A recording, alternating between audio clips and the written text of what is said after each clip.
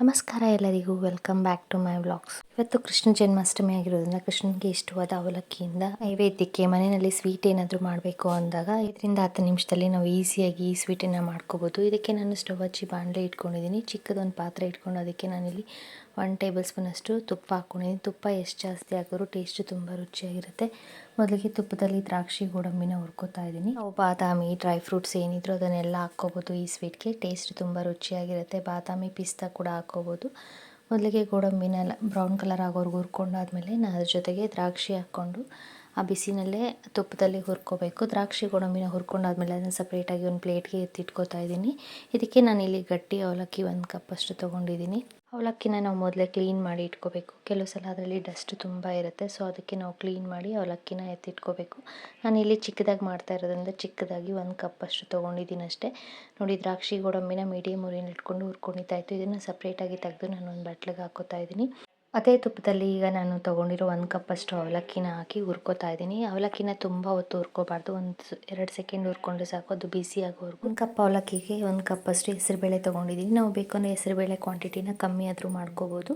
ನಾನಿಲ್ಲಿ 1 ಕಪ್ ಅಷ್ಟು ಹೆಸರುಬೇಳೆ ತೊಗೊಂಡಿದ್ದೀನಿ. ನಾವು ಅರ್ಧ ಕಪ್ಪು ಹೆಸರುಬೇಳೆ ತೊಗೊಂಡ್ರೆ ಅರ್ಧ ಕಪ್ ಅಷ್ಟು ಅವಲಕ್ಕಿ ಸಮ ಪ್ರಮಾಣದಲ್ಲಿ ತೊಗೊಂಡು ನಾವು ಹುರ್ಕೋತಾ ಇದ್ದೀನಿ. ಸ್ವಲ್ಪ ಬಿಸಿ ಆದರೆ ಸಾಕಿದ್ದು. ಬಿಸಿ ಆದಮೇಲೆ ಇದಕ್ಕೆ ನಾನಿಲ್ಲಿ 1:4 1 ಕಪ್ ಅಷ್ಟು ನಾವು ಹೆಸರುಬೇಳೆ ಮತ್ತು ಅವಲಕ್ಕಿ ತೊಗೊಂಡಿದ್ರೆ 4-5 ಕಪ್ ಅಷ್ಟು ಹಾಲಲ್ಲೇ ಹಾಕಿ ಬೇಯಿಸ್ಕೊತಾ ಇದ್ದೀನಿ. ನಾವು ಬೇಕು ಅಂದರೆ ಇದನ್ನು ಫಸ್ಟೇ ಬೇಯಿಸ್ಬಿಟ್ಟು ಆಮೇಲೇನು ಸಹ ಹಾಲನ್ನು ಹಾಕೋಬೋದು. ಹಾಲಲ್ಲೇ ಅವಲಕ್ಕಿ ಮತ್ತು ಹೆಸರುಬೇಳೆನ ಬೇಯಿಸೋದ್ರಿಂದ ಟೇಸ್ಟ್ ತುಂಬ ರುಚಿಯಾಗಿರುತ್ತೆ. ಅವಲಕ್ಕಿ ಮತ್ತು ಹೆಸರುಬೇಳೆ ಬೇಯಿಸ್ತಾ ತುಂಬ ಗಟ್ಟಿ ಅನಿಸಿದ್ರೆ ನಾವು ಬೇಕು ಅಂದರೆ ಇನ್ನೊಂದು 2 ಕಪ್ ಹಾಲನ್ನು ಕಾಯಿಸ್ಕೊಂಡು ಅದನ್ನು ಹಾಕ್ಕೊಂಡ್ರೆ ಸ್ವಲ್ಪ ನೀರಾಗುತ್ತೆ. ತುಂಬ ಗಟ್ಟಿ ಆಯಿತು ಅನಿಸಿದ್ರೆ ನಾನಿಲ್ಲಿ ಒಂದು 4 ಕಪ್ ಅಷ್ಟು ಹಾಲನ್ನು ಹಾಕ್ಕೊಂಡಿದ್ದೀನಿ. ಇದ್ರ ಜೊತೆಗೆ ನಾನಿಲ್ಲಿ ಒಂದು ಅರ್ಧ ಕಪ್ ಅಷ್ಟು ನೀರನ್ನು ಸೇರಿಸಿ ಚೆನ್ನಾಗಿ ಬೇಯಿಸ್ಕೊತೀನಿ. ಒಂದು 5-10 ನಿಮಿಷ ನಾವು ಬೇಯಿಸ್ಕೊಂಡ್ರೆ ಅವಲಕ್ಕಿ ಮತ್ತು ಹೆಸರುಬೇಳೆ ಚೆನ್ನಾಗಿ ಬೇಯುತ್ತೆ. ಅವಲಕ್ಕಿ ಮತ್ತು ಹೆಸರುಬೇಳೆ ಬೆಂದಮೇಲೆ ನೋಡಿಕೊಂಡು ತುಂಬ ಗಟ್ಟಿ ಆಯಿತು ಅನಿಸಿದ್ರೆ ನೀವು ಬಿಸಿ ಹಾಲನ್ನು ಹಾಕ್ಕೋಬೋದು. ಇಲ್ಲಾಂದರೆ ನೋಡಿ, ಈ ಹದಕ್ಕಾದ್ಮೇಲೆ ನಾನಿಲ್ಲಿ ಒಂದು 2-3 ಏಲಕ್ಕಿನ ಪುಡಿ ಮಾಡಿ ಲಾಸ್ಟಲ್ಲಿ ಹಾಕೋತಾ ಇದ್ದೀನಿ. ಮತ್ತು ಹಾಲಲ್ಲಿ ಅವಲಕ್ಕಿ ಹೆಸರುಬೇಳೆ ಬೆಂದ ಮೇಲೆ ಇದಕ್ಕೆ ನಾನು 1 ಕಪ್ ಅಷ್ಟು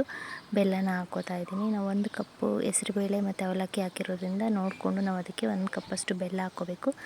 ಅವಲಕ್ಕಿ ಹೆಸರುಬೇಳೆ 2 ಬೇಯಿಸ್ಕೊಂಡಾದ್ಮೇಲೆ ಲಾಸ್ಟಲ್ಲಿ ಹಾಲಿಗೆ ನಾನಿಲ್ಲಿ ಬೆಲ್ಲ ಹಾಕ್ಕೋತಾ ಇದ್ದೀನಿ.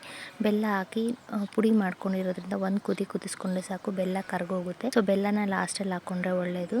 ನಾವು ಸ್ಟಾರ್ಟಿಂಗೇ ಬೆಲ್ಲ ಹಾಕ್ಬಿಟ್ರೆ ಕೆಲವು ಸಲ ಹಾಲು ಒಡೆದೋಗ್ಬಿಡುತ್ತೆ. ಸೊ ಅದಕ್ಕೆ ನಾವು ಹೆಸರುಬೇಳೆ ಮತ್ತು ಅವಲಕ್ಕಿನ ಹಾಲಲ್ಲಿ ಬೇಯಿಸ್ಕೊಂಡಾದ್ಮೇಲೆ ಲಾಸ್ಟಲ್ಲಿ ಬೆಲ್ಲ ಹಾಕಿ ಒಂದು 2 ಕುದಿ ಬರೋರು ಕುದಿಸ್ಕೊಂಡು ಸ್ಟವ್ ಆಫ್ ಮಾಡಿಕೊಂಡ್ರೆ ಅವಲಕ್ಕಿ ಪಾಯಸ ರೆಡಿ ಆಗುತ್ತೆ. ಸರಿ, ನಾವು ಹುರಿದಿಟ್ಕೊಂಡಿರೋ ದ್ರಾಕ್ಷಿ ಗೋಡಂಬಿನ ಸೇರಿಸ್ಕೋಬೇಕು. ಸ್ವೀಟ್ ಕಮ್ಮಿ ಆಯಿತು ಅನಿಸಿದ್ರೆ ನೀವು ಬೇಕು ಅಂದರೆ ಸಕ್ಕರೆ ಅಥವಾ ಬೆಲ್ಲನ ಪುಡಿ ಮಾಡಿ ಸೇರಿಸ್ಕೊಂಡು ಮಿಕ್ಸ್ ಮಾಡ್ಕೋಬೋದು. ರುಚಿಕರವಾದ ಅವಲಕ್ಕಿ ಪಾಯಸ ರೆಡಿ ಆಗುತ್ತೆ. ಈ ಕೃಷ್ಣನಿಗೆ ಅವಲಕ್ಕಿ ಅಂದರೆ ತುಂಬ ಇಷ್ಟ. ನಾವು ಕೃಷ್ಣ ಜನ್ಮಾಷ್ಟಮಿ ದಿವಸ ಆಗಲಿ ಅಥವಾ ಬೇರೆ ಹಬ್ಬಗಳಲ್ಲಿ ನಾವು ಒಂದು 5 ನಿಮಿಷದಲ್ಲಿ ಬೇಗ ಮಾಡಬೇಕು ಅನಿಸಿದಾಗ ಈ ರೀತಿ ನಾವು ಅವಲಕ್ಕಿ ಪಾಯಸನ ಮಾಡ್ಕೋಬೋದು. ಅಲ್ಲಿ ಪಾಯಸಕ್ಕೆ ಒಂದು ಸ್ವಲ್ಪ ತುಪ್ಪ ಹಾಕಿ ಮಿಕ್ಸ್ ಮಾಡಿಕೊಂಡ್ರೆ ಸಕ್ಕತ್ ಟೇಸ್ಟಿಯಾದ ರುಚಿಕರವಾದ ಮತ್ತು ಆರೋಗ್ಯಕರವಾದ ಅವಲಕ್ಕಿ ಹೆಸರುಬೇಳೆ ಪಾಯಸ ರೆಡಿ ಆಗುತ್ತೆ. ಈ ವಿಡಿಯೋ ನಿಮ್ಗೆ ಇಷ್ಟ ಆದರೆ ಲೈಕ್, ಶೇರ್, ಸಬ್ಸ್ಕ್ರೈಬ್ ಮಾಡಿ. Thank you.